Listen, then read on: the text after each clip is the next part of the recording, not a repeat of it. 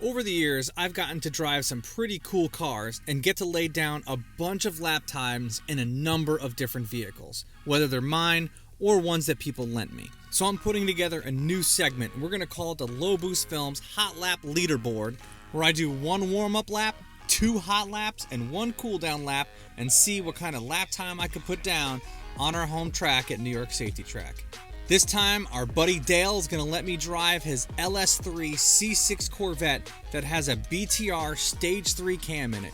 He has C6 ZR1 sway bars. Let's go ahead and hit the track and see what kind of a lap time we can put down. Here we go.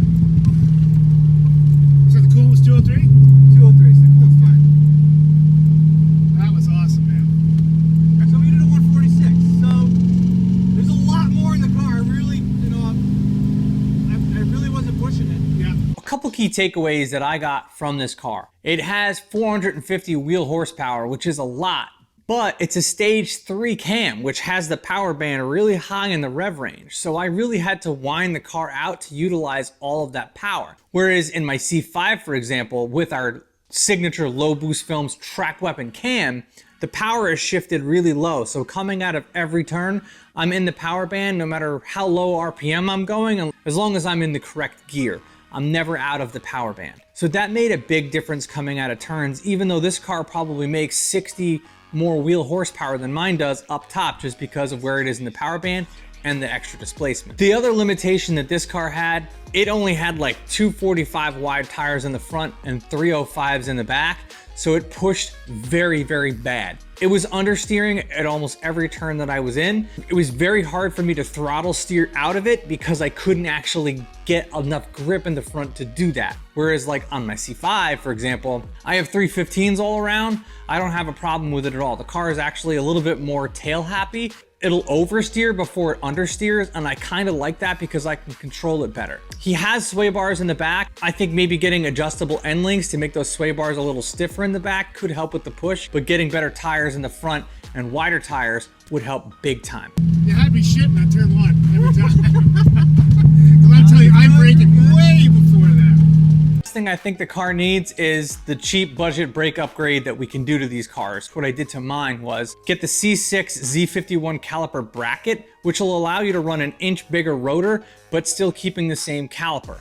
You mix that in with some really good pads and you have much better stopping capabilities, but you also won't cook your brakes nearly as much because you have a lot more surface area to work with on your rotor. This car is a really good example of modifying power before you modify brakes and suspension on a track car, and that's the difference between the two. The C5 Corvette, in stock form, I was faster by 4 seconds with than this car was with 150 more wheel horsepower, just based off of those 3 things that I just talked about. But all in all, he's gonna do those modifications anyway, and we're gonna come back and see what it looks like later. So I'm really excited to see the progress that Dale makes with his car, and hopefully my pointers will help him with his track driving. Let me know what you guys think. I'm excited to hear what y'all have to say about it. If you're interested in having me drive your car on track, I do track days with Highline Motorsports usually twice a year. Register for one of those track days, and if I'm there, let me know. I'd be happy to give it a go, either show you some pointers or see what kind of lap time I can put down. For more information on our low boost films track weapon cam, I got a link in the description below, plus a whole install review and dyno test that we did on it as well, if you want more information on that. Make sure to hit the subscribe button because YouTube doesn't like to show my videos that much anymore. And if you're not subscribed and you don't hit the bell for alerts, you're probably not gonna get notified that I'm making a video. And if you can't wait until next week's video, make sure to check out these videos that I already have ready to go.